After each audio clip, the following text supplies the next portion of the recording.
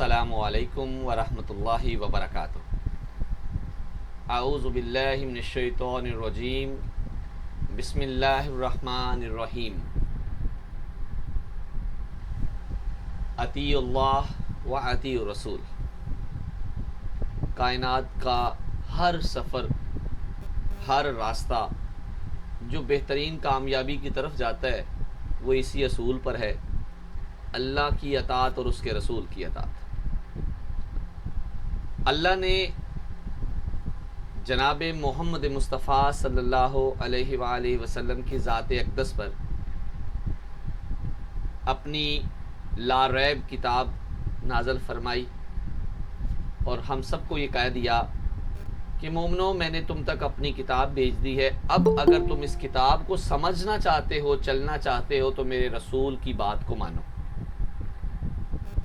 इसी निस्बत से रसूलुल्लाह सल्लल्लाहु अलैहि वसल्लम की अहादीस मुबारका हम तक पहुँची और हम आज भी आका करीम के आमाल, आका करीम के आफ़ाल, आका करीम के अक़वाल ताज़ीमन अपनी ज़िंदगी में अमली तौर पर उनको निखारते हैं, अल्हम्दुलिल्लाह। इसी सिलसिले में उलूमुल हदीस का हमने मुतालिया शुरू किया था। आज इस सिलसिले में इंशाअल्लाह आखिरी लेक्चर है। इसके बाद हम एक नया मजमून शुरू करेंगे। उलूमुल हदीस का लेक्चर नंबर 8 शुरू करने से पहले गुज़िश्ता जो क्लासेस हम कर चुके हैं, जो हमने असूल हदीस में, तारीख़ हदीस में, तदवीन हदीस में चीज़ें डिस्कस की हैं, एक मुख्तसर सा जायज़ा हम उससे लेंगे। उसके बाद हम आज के लेक्चर का बाकायदा आगाज़ करेंगे। सबसे पहले मैं रिक्वेस्ट करूँगा अपनी बिटिया अमारा से। अमारा बिटिया 3 सवालात के जवाबात आप देंगी। सबसे पहला सवाल आपसे होगा बेटे, वो ये है कि रवात के एतबार से हदीस की कौन कौन सी किस्में हैं।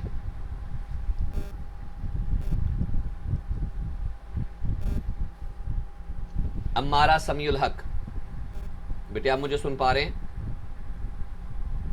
ओके। मोहम्मद नज़ीर साहब है। नज़ीर साहब आप जवाब दीजिएगा। जी सर। रवात के एतबार से हदीस की कौन सी किस्में हैं? सर 2 अक़साम बनती बुनियादी तौर पर। ठीक है, कौन कौन सी? खबर अहाद और मुतवातर। जी, खबर अहाद और खबर मतवातिर 2 किस्में बनती हैं और आगे इसको मज़ीद एक्सप्लेन किया जा सकता है। अच्छा, दूसरा सवाल ये है, हदीस मकबूल की कौन कौन सी किस्मों से आप वाकिफ़ हैं? सर मकबूल में सहीह हसन। ठीक है। सर जी 2। जी सर। हमारा बेटे आपकी ना आवाज़ बहुत देर के बाद आई है, आपसे बाद में सवाल पूछेंगे। सर 2 है। जी नज़ीर साहब, हदीस मकबूल की कौन कौन सी किस्में हैं? सर इसकी बुनियादी तौर पर 2 ही हैं, एक हसन है और दूसरी सही है। सही की और आगे हसन 2 किस्में हैं, बिल्कुल ठीक है। तीसरा सवाल नज़ीर साहब आपसे है, ये बताएं जामे और सुनन, ये 2 इस्तिलाहात हदीस की किताबों के हवाले से इस्तेमाल होती है, इनसे क्या मुराद है? सर जामे वो हदीस की किताब है जिसके अंदर वो 8 तकरीबन चीज़ें दी गई हैं। उन 8 चीज़ों के तहत जो हदीस आएगी वो जामे के तहत होगी, और सुनन वो है कि जो फ़िक़्ह के एतबार से उनकी तरतीब लगाई गई। फ़िक़्ह की तरतीब से हैं, बिल्कुल दुरुस्त जवाब है, माशाल्लाह। अच्छा जी, चलें अब अगले सवाल के लिए मैं दावा देता हूँ अक्सा यासीन को। अक्सा बिटिया, अगले 3 सवालात के जवाब आप देंगे। पहला सवाल ये है बेटे, मुकस्सरीन सहाबा किन को कहते हैं, उनके नाम भी बताएं। मुकस्सरीन सहाबा में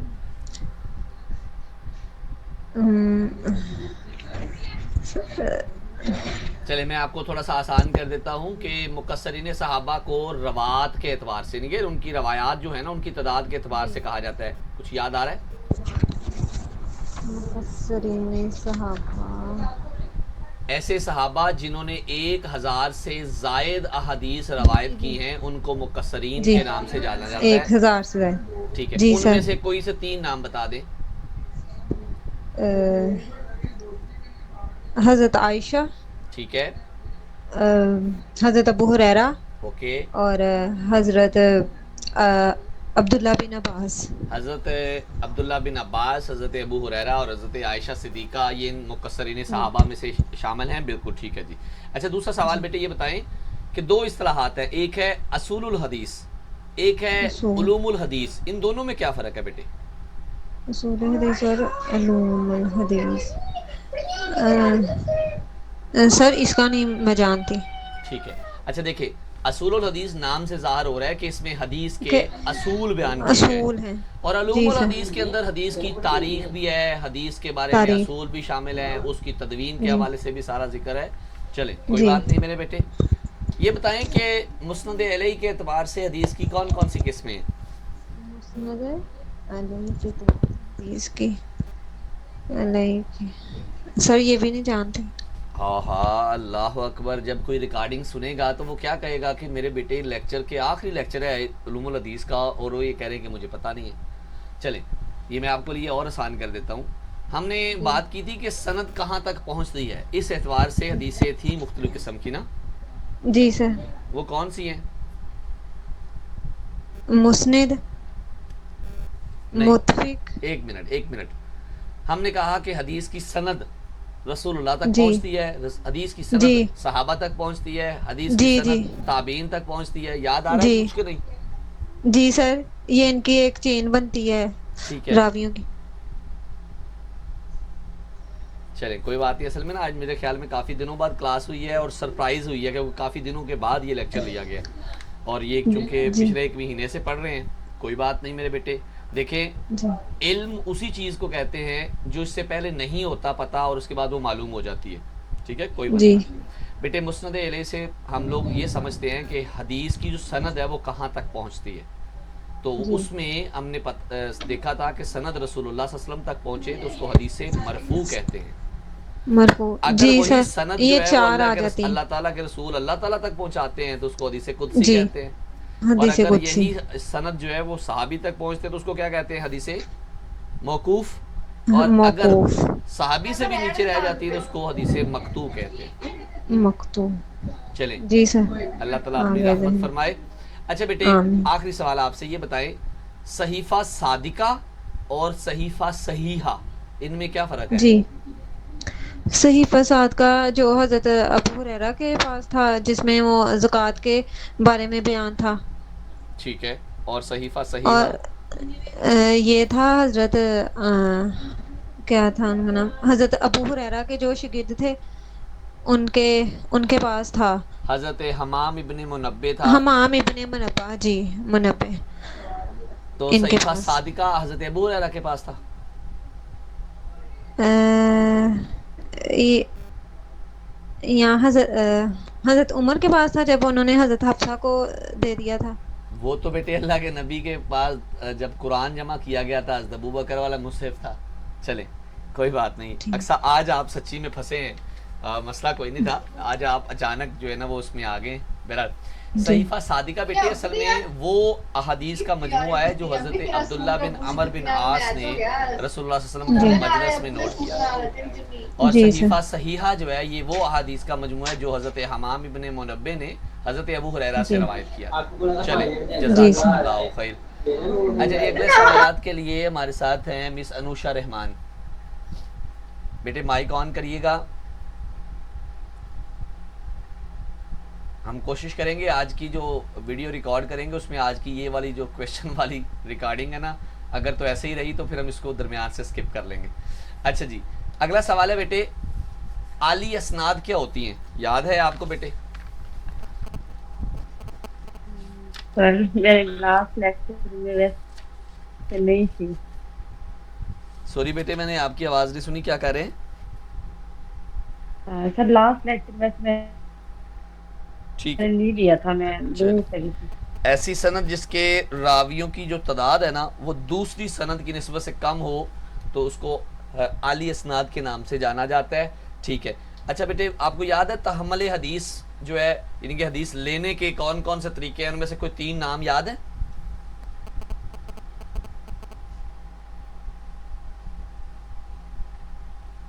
ہم نے دیکھا تھا نا کہ ایک جو ہے شاگرد اپنے استاد سے سنتا ہے، اپنے استاد سے حدیث قبول کرتا ہے، ان سے وصیحت کرتا ہے، وہ پڑھے تھے نا؟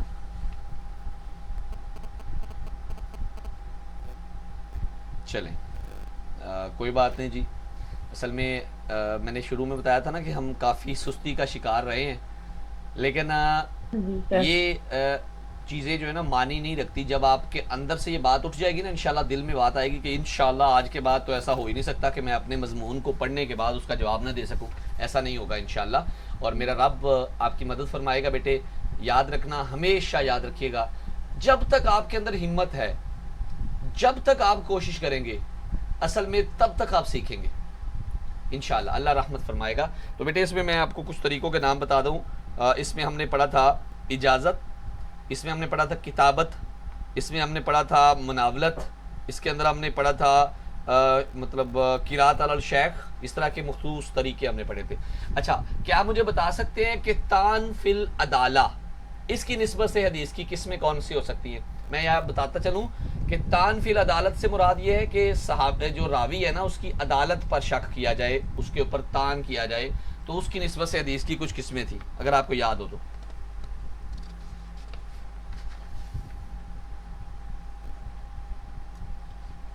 جی بیٹے کوئی یاد ہے؟ ہاں نہیں سر. اچھا، یہ اصل میں ایسا تھا کہ اگر راوی کی عدالت ہے نا، اس کے اوپر مطلب اس کے عدل پر، اس کے عادل ہونے پر جو تان ہوتا ہے، جو الزام ہوتا ہے، اس کی نسبت سے.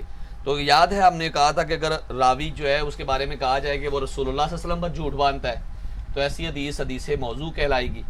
پھر اگر وہ اللہ کے رسول پر حدیثیں تو نہیں، جھوٹ تو نہیں باندھتا، لیکن عام حالات میں جھوٹ بولتا ہے، تو اس کی حدیث جو ہے وہ ہم نے پڑھا تھا کہ اس کو ہم لوگ متروک حدیث کہیں گے.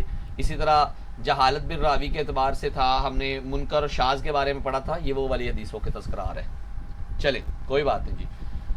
آخر میں اگر ہمارا مجھے سن پا رہی ہیں تو ہمارا بیٹے فوراً اگر سن رہی ہیں تو مائک آن کر لیں. اگلے 2 سوال آپ جواب دے دیں. جی سر. اچھا بیٹے، انقطاع سند مطلب اگر سند منقطع ہو جائے تو اس کے اعتبار سے حدیث کی جو مختلف حدیث کی ہم نے قسمیں پڑھی تھیں ان کے نام یاد ہیں؟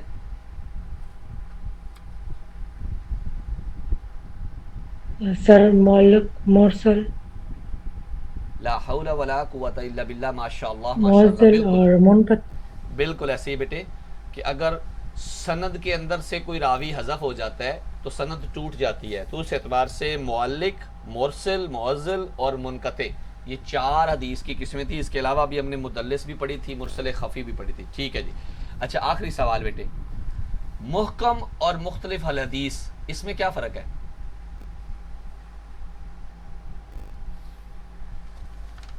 سر محکم وہ حدیث ہوتا ہے جس کا مخالف یعنی مقبول حدیث نہ ہو، اور مختلف وہ حدیث یعنی مخالف کا درجے. ٹھیک ہے، یعنی کہ یعنی اس ایسی میں حدیث تطبیق جس کے ممکن ہو. ہاں بالکل، جس کے برعکس کوئی حدیث نہیں ہوتی وہ محکم ہے، اور جس کے برعکس اسی حالت میں یا اسی صحت میں اس کے ملتی جلتی حدیث مل جاتی ہے تو اس کو مختلف الحدیث کہتے ہیں. چلیں جزاکم اللہ خیر.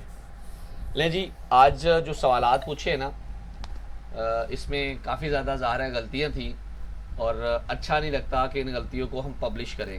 تو اس لیے کوشش کروں گا کہ جو آج کی ریکارڈنگ کریں گے نا اس میں ہم اس چیز کے بعد والی جو ہے وہ سلسلہ شروع کریں، تو اس کے اعتبار سے پھر ہم اپنی آڈیو ویڈیو جو ہے نا وہ ریکارڈ کرتے ہیں. چلیں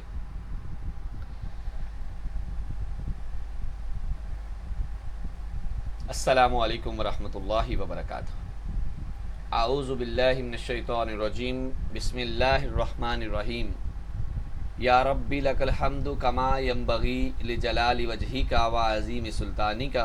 اللہم صلی علی محمد وعلی آل محمد کما صلیت علی ابراہیم وعلی آل ابراہیم انک حمید مجید. اللہم بارک علی محمد وعلی آل محمد کما بارکت علی ابراہیم وعلی آل ابراہیم انک حمید مجید. رب اشرح لی صدری ویسر لی امری واحلل عقدۃ من لسانی یفقہوا قولی. अल्लाहुम्मा इन्ना नसअलुका इल्मन नाफियन व रिज़्क़न तय्यिबन व अमलन मुतक़ब्बला। आमीन या रब्बल आलमीन।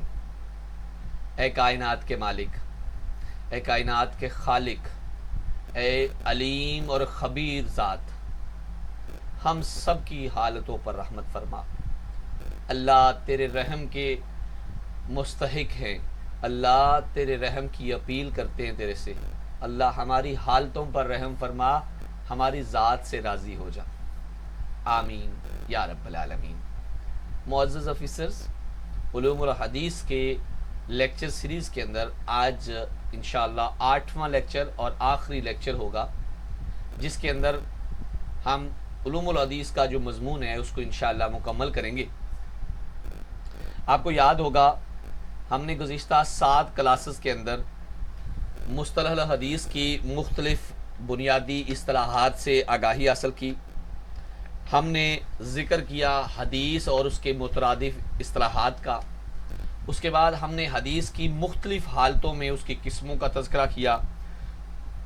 कभी हमने रवात की तादाद के एतबार से हदीस मतवातिर और हदीस अहाद पढ़ी, कभी हमने हदीस की सेहत के एतबार से, क़ुव्वत व ज़ौफ़ के एतबार से ख़बर अहाद की किस्में मकबूल और गैर मकबूल पढ़ी, कभी हमने मकबूल हदीस की सेहत के एतबार से किस्मों का तज़किरा किया, सही लिज़ातिही, हसन लिज़ातिही, सही लिगैरिही, हसन लिगैरिही। कभी हमने सही हदीस के मुरातब का तज़किरा किया, कहीं पे हमने एतबार अमल बाएतबार अमल ख़बर मकबूल की मुख्तलिफ़ हदीसों का तज़किरा किया, जिसमें हमने मुहकम और मुख्तलिफ़ुल हदीस पढ़ी, नासिख़ुल मनसूख़ पढ़ी। हमने इस तरह बहुत सारी हदीसों के साथ साथ क़ुव्वत और ज़ौफ़ के एतबार से हदीस की जो किस्में हैं उनका तज़किरा किया। फिर हमने ज़ईफ़ हदीस पढ़ी, ज़ईफ़ हदीस के अंदर आने वाले जो बुनियादी असबाब थे हमने उनका तज़किरा किया। हमने सकूत की मुख्तलिफ़ हालतों का तज़किरा किया। हमने जो तान है, मतलब रावी पर लगाए जाने वाले बुनियादी तान, उनके असबाब का तज़किरा किया। उसके बाद उन्हीं असबाब की बुनियाद पे हदीस की मुख्तलिफ़ अक़साम का ज़िक्र किया, जिसके अंदर हमने मौजू हदीस का ज़िक्र करते हुए मतरूक हदीस के बारे में पढ़ा, मुनकर शाज़ के बारे में पढ़ा। तो इस सारी चीज़ों को उसूल हदीस के ज़ुमरे में हमने डिस्कस किया। उसके बाद हमने मुस्नद अलैहि के एतबार से डिस्कस किया कि सनद कहाँ तक पहुँच रही है। तो इसी तरह हदीस कुदसी, हदीस मरफू, मकतू और मौकूफ़ के हवाले से ज़िक्र करते हुए हमने जरा और तादील के मुतल्लिक़ ज़िक्र किया था, अस्मा और रिजाल के बारे में ज़िक्र किया। फिर हमने मुख्तलिफ़ जो मजमूए हदीस है, जो किताबों की इस्तिलाही नाम दिए जाते हैं, हमने उनका जो है ना वो मुताला किया।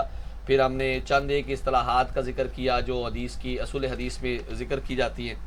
फिर हमने सहाबी, ताबी और मुहद्दिसीन के जो मदरजात हैं, उनके मतलब ग्रोह हैं, उनके बारे में ज़िक्र किया।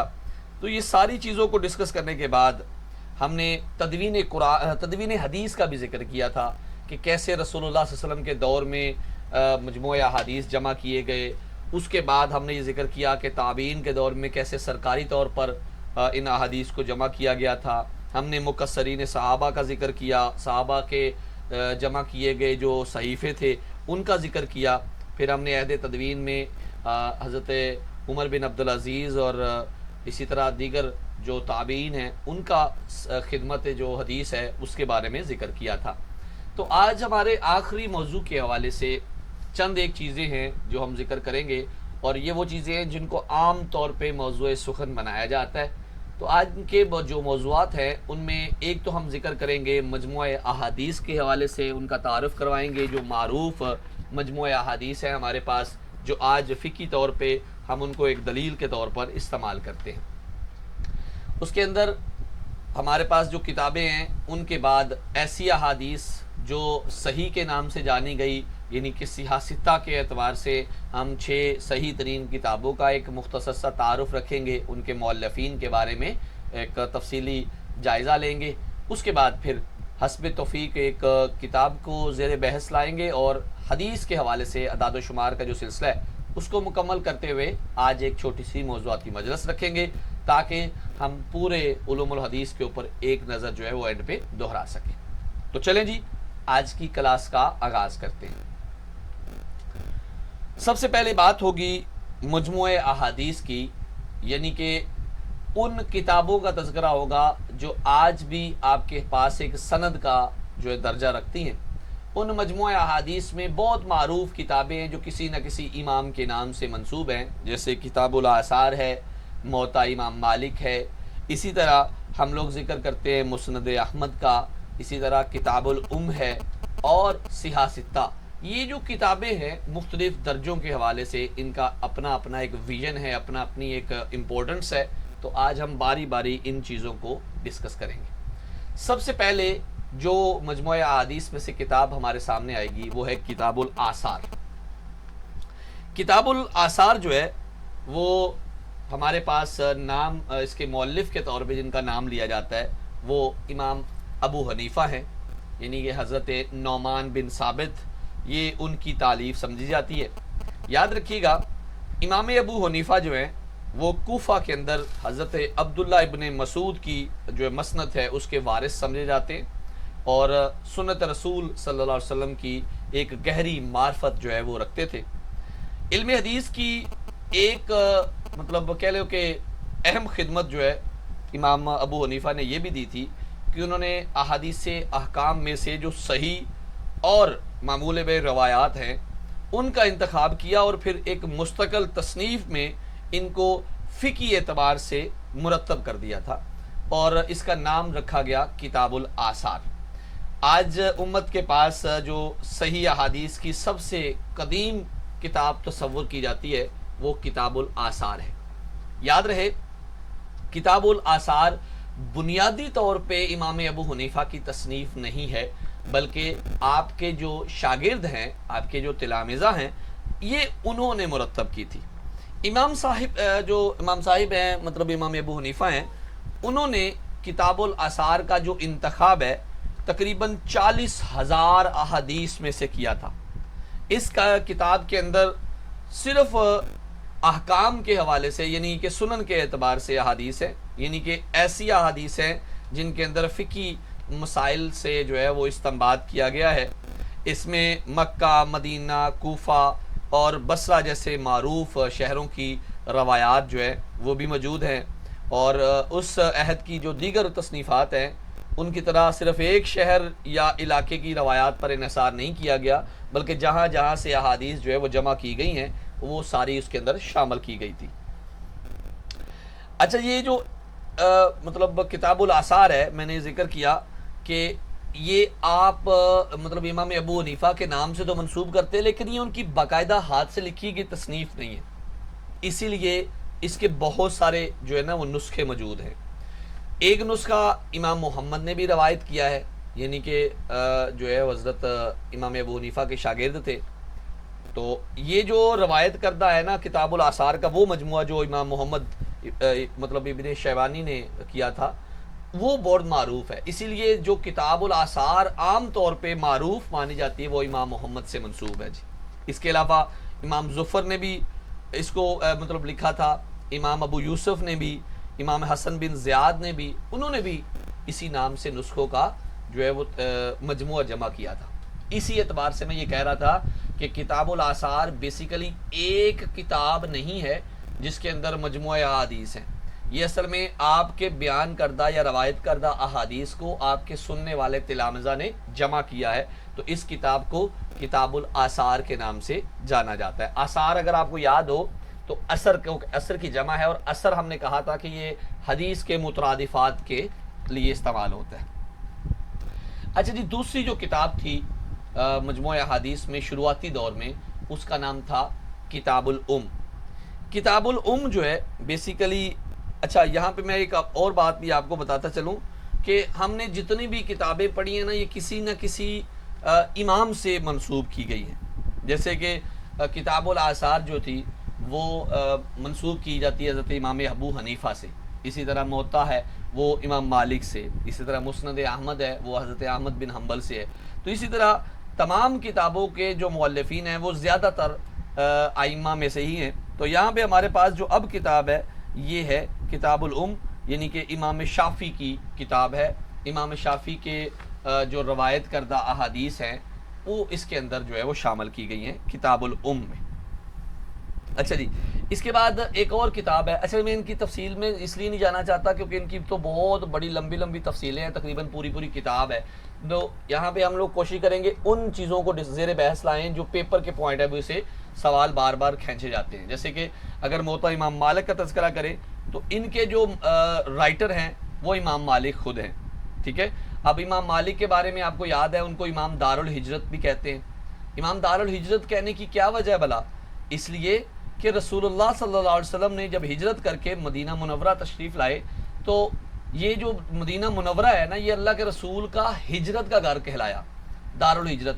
اب امام جو مالک تھے ان کے بارے میں کہا جاتا ہے کہ انہوں نے ساری عمر مدینہ منورہ چھوڑا ہی نہیں ہے آقا کریم کی محبت میں، تو اسی اعتبار سے ان کو امام دار الحجرت بھی کہا جاتا ہے. امام مالک کے بارے میں یاد رہے. اچھا یہ میں پیچھے امام ابو حنیفہ کے بارے میں بھی تذکرہ کرتا چلوں. امام ابو حنیفہ آئمہ میں سب سے پہلے پیدا ہوتے ہیں جو آئمہ اربعہ ہیں. ٹھیک ہے. وہ ان کی جو تاریخ پیدائش ہے وہ تقریباً 80 ہجری ہے، جبکہ امام مالک جو ہیں وہ 93 ہجری میں پیدا ہوتے ہیں. اچھا جی، اور 179 ہجری میں آپ کی جو ہے نا وفات ہوتی ہے. یعنی کہ امام مالک اس سارے عرصے کے اندر مدینہ میں ہی رہے اور اسی وجہ سے آپ کو امام دار الحجرت کہا. اچھا انہوں نے نا ایک کتاب مرتب کی موطا امام مالک. تو اپنے زمانے میں نا امام مالک جو ہے نا انہوں نے تقریباً 1000 آدمیوں کے سامنے جو ہے یہ اپنا جو کتاب تھی نا موطا یہ سنائی تھی. آج کل جو عرب ممالک ہے نا ان کے اندر بہت زیادہ تعداد میں ان کے نسخے جو ہے موجود ہیں. پہلا نسخہ جس کا سب سے زیادہ رواج ہے نا اور سب سے زیادہ جو مشہور ہے وہ طائفہ علماء کا مخدوم ہے، یحییٰ بن یحییٰ اندلسی، یہ اس کا نسخہ ہے. اس لیے جب بھی مطلب مطلقاً ذکر کیا جائے نا کہ جی موطا امام مالک تو بلا کسی قید کے اس کے بارے میں موطا بولا جاتا ہے اور یہ موطا ڈائریکٹ انہی کی طرف جاتی ہے. بستان المحدثین میں شاہ صاحب نے کہا ہے کہ اس کتاب کے ان کے موطا امام مالک کے تقریباً 16 نسخے ہیں. ٹھیک ہے. بعض لوگوں نے اس سے بھی زیادہ جو ہے وہ مطلب بولے.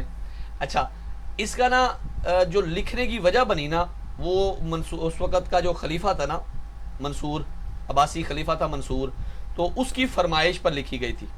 اور لیکن یہ اس کے دور میں مکمل نہیں ہوئی تھی. اس کے مرنے کے بعد اس کا بیٹا تھا مہدی، جب وہ خلافت میں آیا نا تو اس کے دور میں یہ مکمل ہوئی تھی.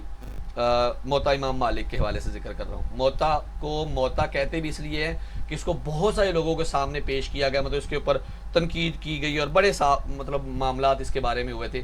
ایک واقعہ اس کے بارے میں مجھے یاد ہے کہ انہوں نے نا امام مالک سے کسی نے کہا کہ امام صاحب بہت سارے لوگ موطا لکھ رہے ہیں، آپ کی موطا لکھنے کی کیا وجہ ہے؟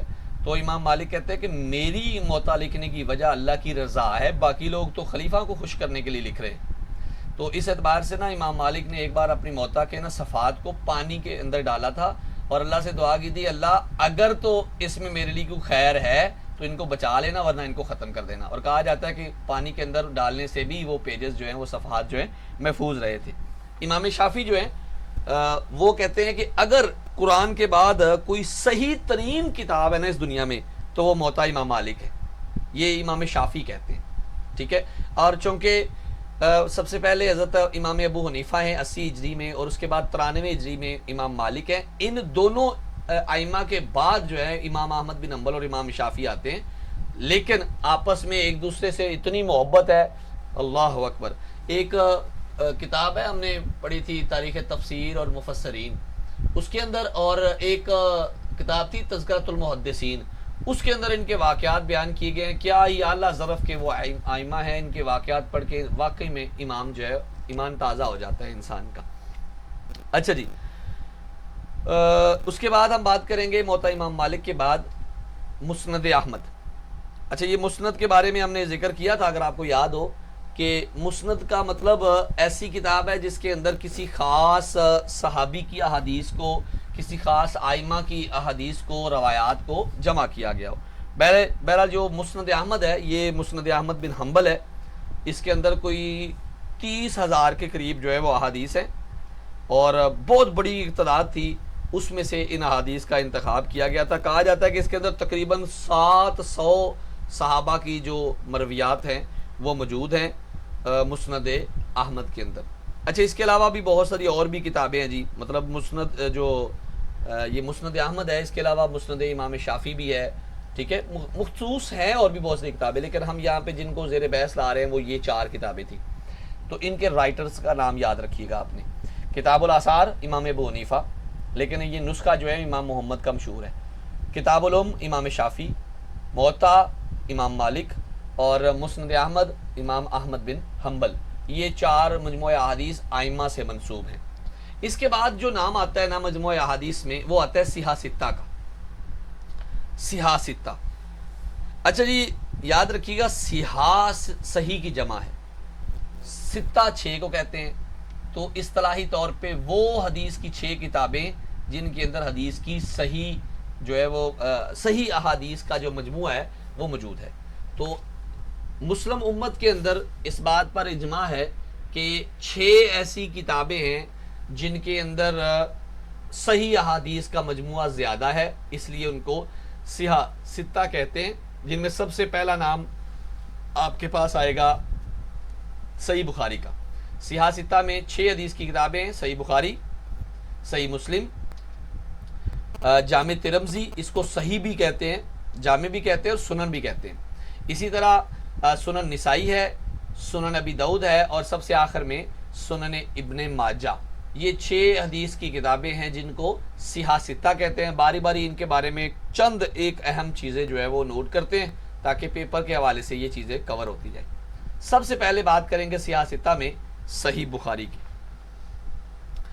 اچھا اس سے پہلے کہ ہم صحیح بخاری کے بارے میں تذکرہ کریں، میں آپ کو یہ بتاتا چلوں کہ یہ جو صحاح ستہ ہے نا، یہ بیسیکلی 2 صدی ہجری کے پہلے نصف حصے میں تصنیف کردہ چیزیں ہیں ساری، اور عام طور پہ 3 صدی کے ابتدائی حصے میں ایک جو نئی علمی تحریک تھی نا، اس کے مطلب اس کو وجود میں لانے کا یہ باعث بنی تھی. صحاح ستہ حدیث کی 6 کتابیں. ان کے بارے میں ایک نام ہے، ایک محدث ہے وحید الزمان خان صاحب، انہوں نے اردو ترجمہ بھی کیا ان کا، اور بھی بہت سارے لوگوں نے کیا. لیکن ایک نقطہ جو پیپر میں پوچھا جاتا ہے کہ وہ کون سی ہستی ہے جنہوں نے صحاح ستہ کی ہر کتاب کی شرح کی ہے، تو اس کے اندر ابو الحسن سندھی ان کا نام آتا ہے، جن کا تعلق جو ہے وہ سندھ سے تھا. اچھا یہ صحیح بخاری، سب سے پہلی بات کریں گے ان کے مؤلف کی. ان کے مؤلف کا نام ہے محمد بن اسماعیل بخاری. تو اصل نام ان کا امام بخاری کے نام سے ہی معروف ہے، لیکن ان کا نام تھا محمد بن اسماعیل. 13 شوال 194 ہجری، یعنی کہ امام شافعی کے یا امام مالک کے تقریباً ان کی وفات کے کوئی 25 سال کے بعد آپ کی پیدائش ہے، ان کے 194 ہجری میں. اور نماز جمعہ کے دوران، مطلب کہتے ہیں کہ نماز جمعہ کا وقت تھا جب آپ کی پیدائش ہوئی تھی. اور اس کے بعد 256 ہجری، ان کے 256 ہجری، 194 میں پیدا ہوتے ہیں، 256 سے مراد تقریباً 60 سے 62 سال کی عمر آپ نے پائی تھی. سمرقند کے قریب ایک علاقہ ہے خرتنگ، تو وہاں پہ آپ کی وفات ہوئی تھی اور وہیں پہ آپ کو دفن کیا گیا تھا. اس کتاب کے بارے میں، ان کے صحیح بخاری کے بارے میں کہا جاتا ہے کہ اگر کوئی کتاب اللہ کے بعد صحیح ترین کتاب ہے تو وہ امام بخاری کی کتاب صحیح بخاری ہے. تو صحیح بخاری کی جو مطلب کتاب ہے صحیح بخاری کا، اس کا جو شمار ہے نا صحاح ستہ میں سب سے پہلے آتا ہے. امام صاحب نے تقریباً کوئی 6 لاکھ سے زائد احادیث میں سے جو صحیح ترین احادیث جو ہے ان کو منتخب کیا، اس کے اندر شامل کیا.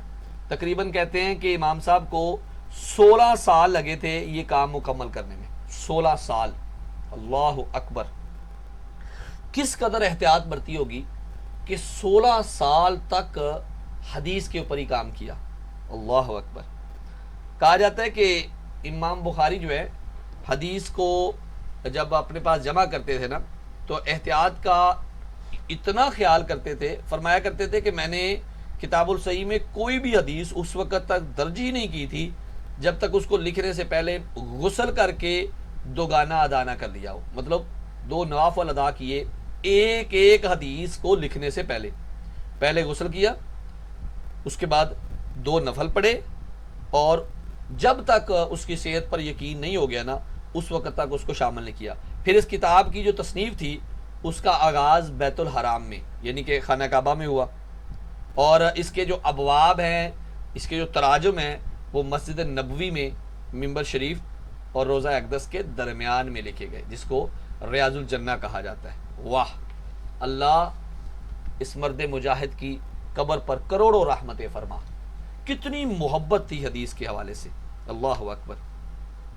اچھا جی، یہ جو صحیح بخاری تھی نا، امام بخاری اس کے بارے میں کہا کرتے تھے کہ میں نے جب کتاب جو ہے وہ لکھی نا، تو اس کتاب کے اندر مطلب جو حدیثیں ساری جمع کی، تو اس کی وجہ کسی نے پوچھی کہ کیوں جمع کیا آپ نے، کیوں آپ کا یہ خیال آیا؟ تو کہتے ہیں کہ ایک دن نہ میں اپنے جو استاد ہیں ان کی مجلس میں حاضر تھا، تو انہوں نے کہا کہ کاش تم حدیث کی کوئی ایسی کتاب جمع کرتے جس میں صرف صحیح حدیثیں ہوتی۔ تو یہ باتیں سب نے سنی، لیکن آپ کہتے ہیں کہ میرے دل میں یہ باتیں اتر گئی تھی، اور یہ وجہ بھی یہ ہو سکتی ہے کہ غالباً یہ سعادت جو ہے وہ آپ ہی کے مقدر میں تھی۔ تو اس مجلس کے بعد نا کہتے ہیں میں اپنے آپ کو اس خدمت کے لیے تیار کر لیا تھا میں نے، تو اسی اسنا میں نے خواب میں دیکھا کہ نبی صلی اللہ علیہ وسلم کے پاس کھڑا ہوں میں، اور آقا کریم کو پنکھے سے ہوا دے رہا ہوں، اور نہ صرف ہوا دے رہا ہوں بلکہ مکھیاں اڑا رہا ہوں۔ تو جب فن تعبیر کرنے والے جو ماہرین ہیں ان سے تعبیر پوچھی گئی نا، تو انہوں نے تعبیر کی کہ نبی صلی اللہ علیہ وسلم کے کلام سے جو جھوٹی چیزیں رسول اللہ صلی اللہ علیہ وسلم کی طرف منسوب کی جا رہی ہیں، تم ان کو اللہ کے رسول سے دور کرو گے۔ تو اس ترتیب کے بعد آپ کہتے ہیں کہ میں نے صحیح بخاری کے حوالے سے کام کرنا جو ہے وہ شروع کیا تھا۔ اچھا جی، اس میں کل جو احادیث مبارکہ کی تعداد ہے، اس کے بارے میں جی بڑا اختلاف ہے۔ پہلی بات تو یہ ہے کہ 6 لاکھ کے مجموعے سے اس کو جمع کیا گیا، اخذ کیا، 6 لاکھ میں سے ان کو لکھا گیا۔ اب اس میں احادیث مبارکہ ایسی بھی ہیں جو بار بار رپیٹ ہوئی ہیں، تو اگر تو مقررات کے حوالے سے ان کو دھیان میں رکھا جائے نا، تو 9082 کی تعداد ملتی ہے۔ یہ تعداد جو ہے وہ بیان کی ہے میرے ساتھ ڈاکٹر خالد علوی صاحب نے، مطلب ان کی کتاب سے میں نے یہ لیا ہے۔ لیکن جو مجموعہ بخاری عام طور پہ ہمارے پاس موجود ہے، مطلب میرے پاس بھی اس وقت موجود ہے، جو کہ تقریباً 7-8 جلدوں میں ہے، اور ان 8 جلدوں میں کل احادیث ہے 7563۔ تو یہ جو مقررات ہیں غالباً اس کی کیا ترتیب لگائی گئی ہے اس کا مجھے آئیڈیا نہیں، لیکن 2 ترتیبیں دو تعداد آپ نے یاد رکھنی ہے۔ ایک تو تعداد یاد رکھنی ہے 9082، اور ایک آپ نے تعداد رکھنی ہے تقریباً 7600 کے قریب، 7600 یا 7500 یا 7500 7600 یا پھر 9000۔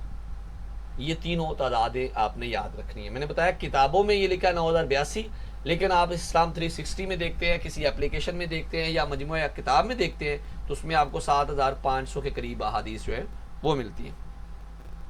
اچھا جی، امام بخاری نے نا اپنی کتاب جو ہے بہت سارے لوگوں کے سامنے جو ہے نا پیش کی، اپنے دور کے جو اہل علم تصور کیے جاتے تھے نا، ان سب نے اس کتاب کی تحسین کی تھی اور اس کے صحیح ہونے کی شہادت بھی دی۔ تو عام طور پہ ڈاکٹر خالد علوی صاحب نے نا ایک کتاب ہے حفاظت حدیث، اس میں یہ لکھتے ہیں کہ 4 احادیث کے بارے میں انہوں نے اختلاف کیا تھا، ٹھیک ہے، اور اس حوالے سے بھی امام اکیلی جو ہے نا انہوں نے بیان کیا کہ ان 4 کے بارے میں بھی امام بخاری کا جو فیصلہ ہے وہی درست ہے، اور وہ چاروں بھی صحیح ہیں، ٹھیک ہے جی۔ اب تقریباً کوئی 90,000 کے قریب جو لوگ ہیں نا، انہوں نے اس کتاب کو بلا واسطہ امام بخاری سے سنا تھا، اور تقریباً اس کی کوئی 50 سے زائد شرح لکھی جا چکی ہیں، جن میں بڑی معروف جو ہے شرح فتح الباری ہے، عمدۃ القاری ہے، فیض الباری ہے، یہ صحیح بخاری کی مشہور جو شرح ہیں۔ اچھا، صحیح بخاری میں جو روات ہیں نا، مطلب راوی ہیں، ان کی تعداد 208 بیان کی جاتی ہے جی، 208 راوی ہیں صحیح بخاری کے۔ اچھا جی، اس کے بعد موو کرتے ہیں سیاہ ستہ کے دوسرے نمبر پر آنے والی کتاب، وہ ہے امام مسلم کی صحیح مسلم۔ تو صحیح مسلم کے حوالے سے کہا جاتا ہے کہ ان کی جو پیدائش ہے وہ 202 ہجری میں ہوئی تھی، یعنی کہ امام بخاری سے تقریباً 8-10 سال چھوٹے تھے، لیکن کنفرم 202 نہیں ہے، بعض 204 بھی کہتے ہیں، بعض 206 بھی کہتے ہیں، جبکہ ان کا انتقال 261 ہجری میں ہوا تھا۔ امام جو مسلم ہے، جیسے امام بخاری نے تقریباً 6 لاکھ احادیث سے انتخاب کیا، انہوں نے 3 لاکھ روایات سے جو ہے وہ اپنی کتاب کا کیا تھا، انتخاب کیا تھا، اور اس کے اندر عام طور پہ انہوں نے اپنی وہی احادیث جمع کی جس کی صحت پر ان کو کوئی شک نہیں تھا اور لوگوں کا اتفاق تھا. تو انہوں نے بھی تقریباً 15 سال کی محنت کے بعد 12,000 احادیث کا ایک مجموعہ تیار کیا تھا، جس کے بارے میں خود جو ہے وہ امام مسلم جو ہے وہ کہا کرتے تھے کہ میں نے 15 سال کی محنت کے بعد یہ مجموعہ جو ہے مکمل کیا تھا. اب امام بخاری کی جو بخاری ہے وہ 16 سال میں، یہ 15 سال میں.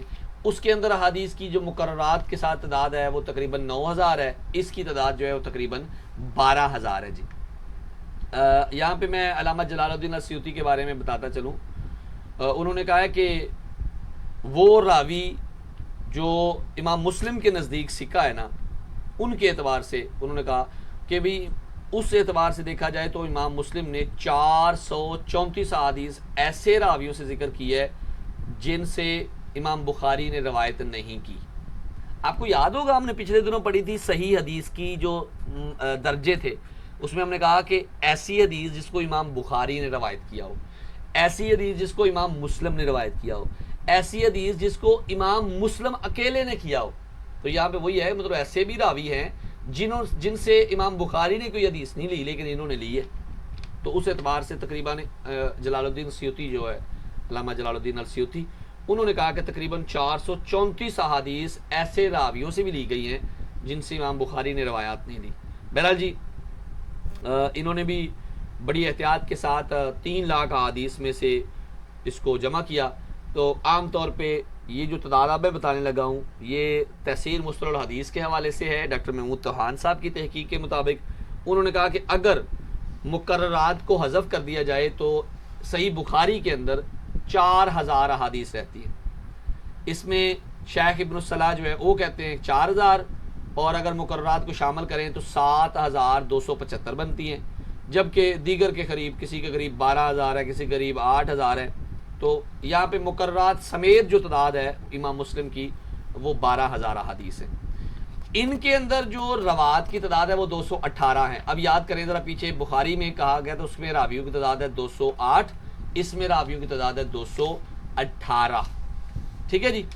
اچھا، جس طرح امام بخاری کی جو کتاب تھی بخاری شریف، اس کی شرح تھی، انہوں نے بھی اس کی بھی بہت ساری شرح لکھی گئی جس میں بڑی معروف شرحوں کا 2 نام ہے. ایک تو فتح الملحم ہے، ملحلم، اور دوسری ہے المنہاج. تو یہ امام نووی کی ہے، اور دوسری جو ہے وہ مولانا شبیر احمد عثمانی صاحب کی ہے، لیکن وہ کہتے ہیں کہ وہ مکمل نہیں ہو سکی تھی اور اس لیے اس کو چھاپا بھی نہیں گیا تھا. بہرحال جی یہ 2 کتابیں صحیح مسلم اور صحیح بخاری، ان کو عام طور پہ صحیحین کہا جاتا ہے، جبکہ امام بخاری اور امام مسلم کے لیے شیخین کی اصطلاح جو ہے وہ یاد رکھی جاتی ہے. تو اس اعتبار سے صحیحین کے متعلق جو ہے نا وہ عقیدہ ہے کہ یہ تمام کتابوں میں سب سے زیادہ صحیح ہیں. ان کو مطلب دوسروں کے اوپر غلبہ حاصل ہے صحیح کی اعتبار سے، صحیح کی سند سے. اچھا جی، تیسری کتاب سیاستہ میں وہ ہے جامع ترمذی. جامع ترمذی کے جو مؤلف ہیں ان کا نام ہے ابو عیسیٰ محمد نام ہے ان کا بھی. ان کی جو ولادت ہے، ان کی جو پیدائش ہے وہ 209 ہجری میں ہوئی ہے، جبکہ ان کی وفات 279 ہجری میں ہوئی تھی. جی آپ کو امام بخاری کا شاگرد بھی مانا جاتا ہے، اس لیے محدثین جو ہے وہ امام ترمذی کو امام بخاری کا خلیفہ بھی کہتے ہیں. یہ سوال پیپر میں بھی پوچھا جا چکا ہے کہ کس محدث کو، کس امام کو امام بخاری کا خلیفہ کہا جاتا ہے، تو وہ امام بخاری کے جامع ترمذی کے مؤلف امام ابو عیسیٰ محمد بن سورت ہیں. اچھا، امام بخاری کے حوالے سے یہ بھی کہا جاتا ہے کہ انہوں نے امام ترمذی سے، مطلب امام بخاری انہوں نے امام ترمذی سے 2 احادیث کا سماع بھی کیا ہے. ٹھیک ہے. تو جامع ترمذی کے بارے میں عام طور پہ ایک قول بولا جاتا ہے، کہا جاتا ہے کہ اس کے بارے میں کہ جس گھر میں یہ کتاب موجود ہوتی ہے ایسا ہی سمجھ لیں کہ اس گھر میں رسول اللہ صلی اللہ علیہ وسلم گفتگو فرما رہے ہیں. اللہ اکبر. یعنی کہ اس کے اندر رسول اللہ صلی اللہ علیہ وسلم کی باتوں کے حوالے سے کہا گیا ہے کہ اس کے اندر رسول اللہ صلی اللہ علیہ وسلم کی احادیث مبارک ہے. اچھا جی، اس کے اندر جو اگر تعداد حدیث دیکھی جائے نا تو کہا جاتا ہے کہ تقریباً 3,956 کے قریب ہے مقررات سمیت، یعنی کہ 4,000 کے قریب کر لیں اس کے اندر احادیث موجود ہیں. اس کی بھی کچھ شرح لکھی گئی ہیں جس میں تحفۃ الاحوزی ہے، اس کو اب احوزی پڑھیں گے یا احوزی پڑھیں گے، یہ تلفظ کے بغیر میرے پاس آیا تھا، اس لیے مجھے اس کے بارے میں علم نہیں ہے۔ عبد الرحمن مبارک پوری کی کتاب ہے، اور اس کے بعد یہ ہمارے پاس جو کتاب آتی ہے ان کا نام ہے سنن ابی داؤد، سنن ابی نسائی، سنن نسائی۔ اچھا، یہ جو سنن کی اصطلاح ہم نے پیچھے بھی پڑھی تھی کہ سنن ایسی مجموعہ حدیث کو کہتے ہیں جس کے اندر احادیث احکام ہوتی ہیں، ٹھیک ہے، فقہی احکام کے مطابق اس کی ترتیب ہوتی ہے، ٹھیک ہے جی۔ تو سنن النسائی کے مؤلف جو ہیں ان کا نام ہے احمد بن شعیب ابو عبد الرحمن، ان کی کنیت ہے، امام نسائی کے نام سے معروف ہیں۔ 214 یا 215 ہجری میں آپ کی پیدائش ہوتی ہے اور 303 ہجری میں آپ نے وفات پائی۔ یاد رہے جتنے بھی سیاہ ستہ کے مؤلفین ہیں ان 6 میں سب سے پہلے پیدا ہونے والے امام بخاری ہیں، جبکہ سب سے بعد میں فوت ہونے والے جو امام ہیں وہ امام نسائی ہیں۔ 303 ہجری میں آپ کی وفات ہوتی ہے، اس سے علاوہ جتنے بھی آئے وہ سارے تیسری صدی کے اندر ہی وفات پاتے ہیں۔ اچھا، سنن نسائی کے حوالے سے 2 اور نام بھی معروف ہیں، اس کو سنن صغریٰ بھی کہتے ہیں اور اس کو مجتبیٰ بھی کہا جاتا ہے سنن نسائی کے حوالے سے۔ تو اس کے اندر جو احادیث کی تعداد ہے وہ بھی تقریباً 5774، یعنی کہ تقریباً مقررات سمیت 6000 کے قریب احادیث موجود ہیں سنن نسائی میں۔ اس کے بعد سیاہ ستہ کی ایک اور کتاب ہے سنن ابی داؤد، تو ان کے جو مؤلف ہیں ان کا نام سلیمان بن اشعث ہے اور ابو داؤد سجستانی کے نام سے معروف ہے، ابو داؤد کے نام سے ہی ہیں۔ ان کی پیدائش جو ہے وہ 202 ہجری میں، جبکہ ان کی وفات جو ہے وہ 275 ہجری میں ہوتی ہے۔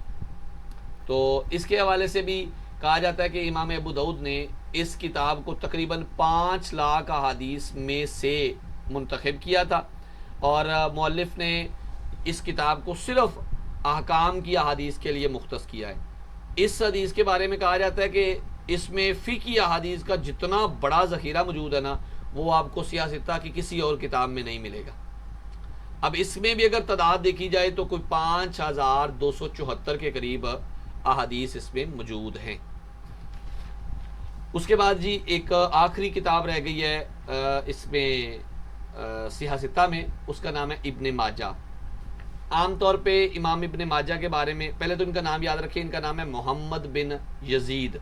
اچھا، یاد رکھیں ہمارے پاس سیاہ ستہ کے مؤلفین میں 3 نام ایسے ہیں جن کا نام محمد ہے، جیسے امام بخاری کا نام بھی محمد ہے، اس کے بعد امام ترمذی کا نام بھی محمد ہے، اور جو امام ابن ماجہ ہیں ان کا نام بھی محمد ہے، 3 کا نام محمد ہے۔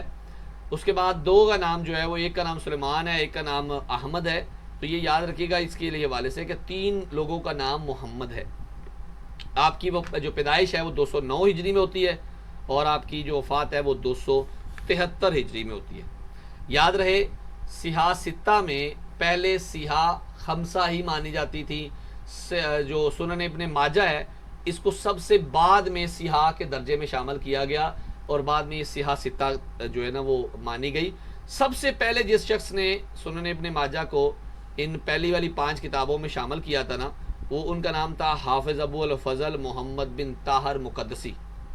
یہ تقریباً 5ویں صدی کے اخیر میں معاملہ ہوا تھا، تو اس وقت جو ہے انہوں نے اس کو شامل کیا تھا۔ سب سے بعد میں درجہ ہے ابن ماجہ کا، کیونکہ عام طور پہ کہا جاتا ہے اس کے اندر ضعیف احادیث کی تعداد جو ہے وہ زیادہ ہے، اس میں بھی کوئی 4000 کے قریب احادیث موجود ہیں۔ اچھا، یہاں پہ ایک بات یاد رہے کہ جتنے بھی کتابیں مطلب احادیث کی تعداد ہے نا اس میں سب سے زیادہ پوچھی جانے والی کتابیں بخاری اور مسلم ہیں۔ باقی کی کتاب کے بارے میں اتنے زیادہ سوال عام طور پہ تعداد کے اعتبار سے نہیں آتے، لیکن پھر بھی ان کی قریبی ویلیو جو ہے وہ یاد رکھی جائے۔ اس کے بعد جی آج آخر میں ہم ذکر کریں گے آج کی کتاب کا، اور اس کتاب کا نام ہے علم حدیث اور پاکستان میں اس کی خدمت۔ مولانا سعد جو ہے نا وہ سعد صدیقی صاحب ہیں، ان کی یہ کتاب ہے، اور بیسیکلی یہ ایک مطلب ریسرچ ورک ہے جو محمد سعد صدیقی صاحب نے کام کیا تھا اس کے اوپر۔ علم حدیث کے بارے میں انہوں نے اس کتاب میں ذکر کیا تھا کہ بر صغیر اور بالخصوص پاکستان میں کون سے ایسے محدثین ہیں جنہوں نے حدیث کے اوپر کام کیا ہے، تو اس کے اندر ان کی تحقیق تاریخ کے اعتبار سے موجود ہے۔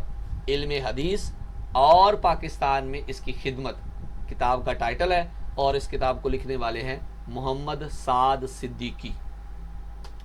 آخر میں حدیث کے چند اعداد و شمار ہیں، اور آج کے اعداد و شمار ہم نے نسبت کیے ہیں آج کی کتابوں کے ساتھ، یعنی کہ آج کے موضوع کے اعتبار سے، وہ ہے سیاہ ستہ۔ اچھا، اس سیاہ ستہ کے مؤلفین ہیں امام بخاری، مسلم، ترمذی، نسائی، ابی داؤد اور ابن ماجہ۔ تو ان کی جو تاریخ پیدائش ہے نا وہ بالترتیب ہیں، ترتیب کے ساتھ بول رہا ہوں، 194 ہجری، 202 ہجری، 209 ہجری، 215 ہجری، 202 ہجری اور 209 ہجری۔ یہ ترتیب سے ہیں، جس ترتیب سے پیچھے نام لکھے ہیں اسی ترتیب سے یہ تاریخیں ہیں۔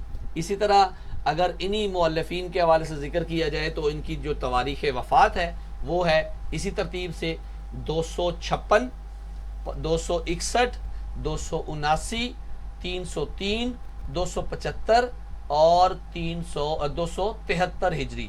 یہ اسی اعتبار سے جو ہم پہلے ڈسکس کر چکے ہیں، یعنی کہ امام بخاری سے لے کے امام ابن ماجہ تک کی تاریخ پیدائش اور تاریخ وفات آپ کو فنگر ٹپ پہ یاد ہونی چاہیے۔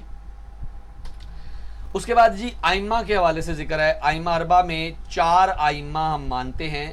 امام ابو حنیفہ سب سے پہلے ہیں 80 ہجری میں، امام مالک جو ہے وہ دوسرے نمبر پہ ہیں 93 ہجری میں، امام شافعی جو ہیں وہ 150 ہجری میں، اور امام احمد بن حنبل جو ہے وہ 164 ہجری میں پیدا ہوتے ہیں۔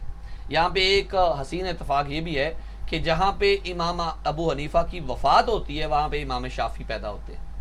تو امام ابو حنیفہ کی وفات جو ہے وہ 150 ہجری میں، امام مالک کی 179 ہجری میں، جبکہ امام مالک 204، اور امام جو احمد بن حنبل ہے ان کی وفات ہوتی ہے 241 ہجری میں۔ یہ جتنی بھی تاریخیں آپ کے سامنے بیان ہوئی ہیں بہت بار پیپروں میں بار بار پوچھی گئی ہیں، اور یہ ایسی چیز ہے جن کو بار بار آپ نے ذہن میں رکھنا ہے۔ اس کے بعد یہ آخری نقطہ آج ہم بیان کریں گے۔ گزشتہ دنوں حضرت جابر بن عبداللہ کے بارے میں ذکر کیا تھا کہ انہوں نے ایک حدیث کے لیے ملک شام کا سفر کیا تھا، غالباً 1 ماہ کا سفر تھا، اور وہاں پہ ایک مطلب صحابی تھے حضرت عبداللہ بن انیس۔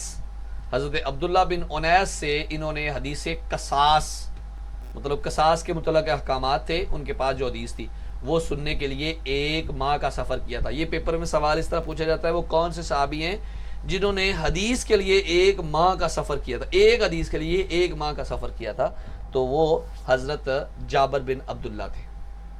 اللہ رب العالمین سے خصوصی طور پہ دعا ہے کہ خالق کائنات صحیح معنوں میں دین کی، قرآن کی اور حدیث کی سمجھ عطا فرما دے۔ اللہ، نوکریوں کی تلاش میں تو ہم پڑھ ہی رہے ہیں، لیکن اللہ ہمارے دلوں کو، ہمارے سینوں کو کھول دے اپنے علم کی، اپنے دین کی معرفت کے اعتبار سے، آمین یا رب العالمین۔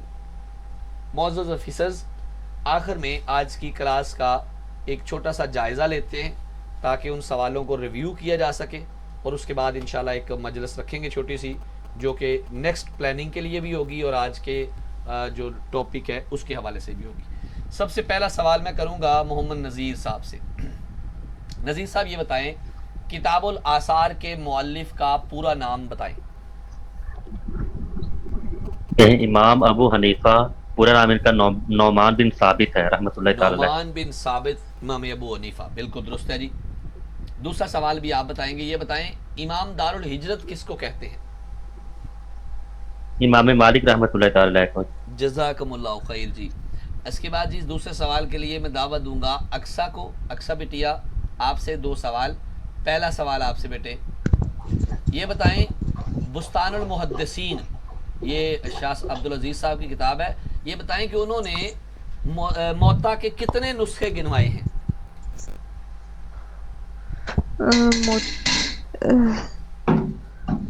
16 نسخے۔ ویری گڈ جی۔ بستان المحدثین میں امام مالک کی جو موطا لکھی گئی ہے اس کے 16 نسخے گنوائے گئے ہیں۔ اچھا پہلے یہ بتائیں صحیح بخاری کا جو انتخاب ہے وہ کتنی احادیث کے مجموعے سے ہوا تھا؟ صحیح بخاری کا جو 6 لاکھ احادیث سے ہوا تھا۔ الحمدللہ الحمدللہ۔ انوشا جی، انوشا بیٹیا آپ سے سوال ہے، یہ بتائیں امام مسلم کا انتقال کب ہوا؟ 261 ہجری۔ 261 ہجری. یاد ہے آپ کو کہ پیدا کب ہوئے تھے؟ سر 203 اور 204 مطلب اتفاق سے 3 نہیں کہا تھا میں نے، 2 4 اور 6. 202 اچھا بیٹے یہ بتائیں 202 امام بخاری کا خلیفہ کس محدث کو کہا جاتا ہے؟ سر امام ترمذی کو کہا جاتا ہے. امام ترمذی کو کہا جاتا ہے. بالکل ٹھیک ہے جی. اچھا اس کے بعد یہ ہمارے ساتھ ہیں مس امارا سمیع الحق. امارا بیٹیا آپ کے لیے 2 سوال. پہلا سوال ہے احادیث صحیحہ ہی کی سب سے قدیم جو کتاب ہے وہ کون سی ہے؟ اوکے نذیر صاحب آپ بتائیے گا پلیز.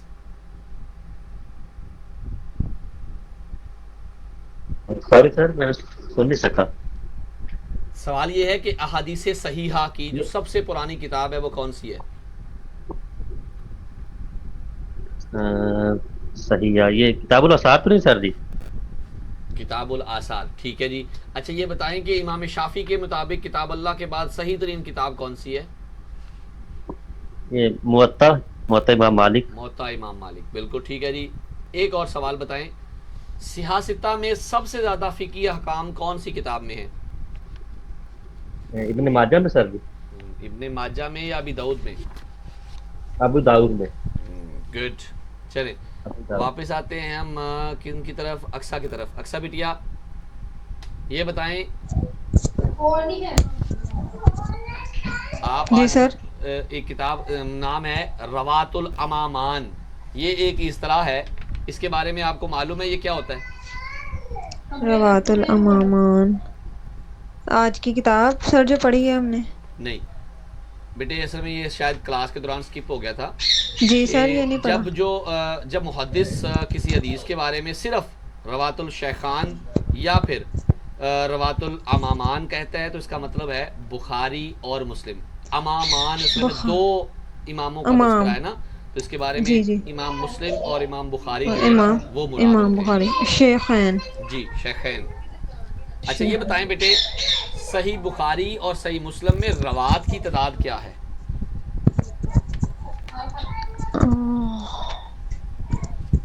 امام مسلم میں ان کی 3 لاکھ احادیث سے ان کو انتخاب کیا، ان کا سوال دوبارہ انتخاب کیا سنیں گیا. بیٹے، احادیث کی تعداد نہیں پوچھی، پوچھا گیا روات یعنی کہ راویوں کی تعداد کیا ہے.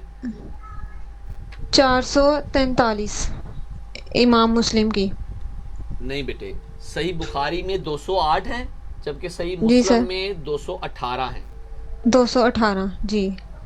آخری سوال بیٹے یہ بتائیں کس شخصیت نے موطا کو سیاہ ستہ میں شامل کیا تھا؟ کس شخصیت نے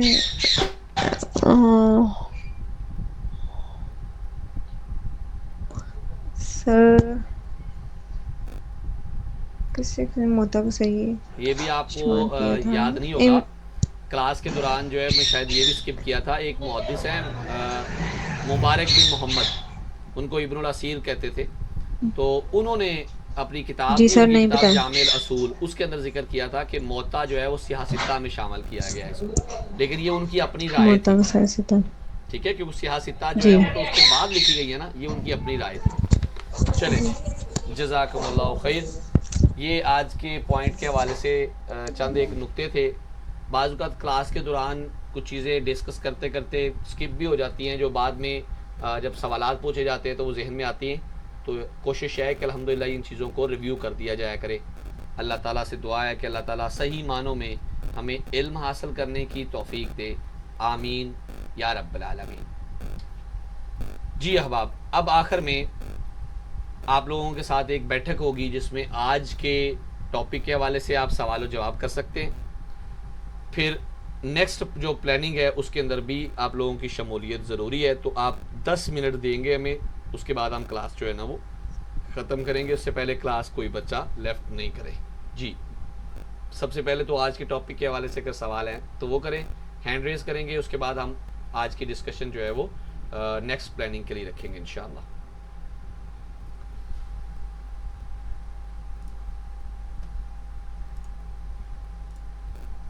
جی کوئی سوال ہے کسی کا جی آج کے حوالے سے؟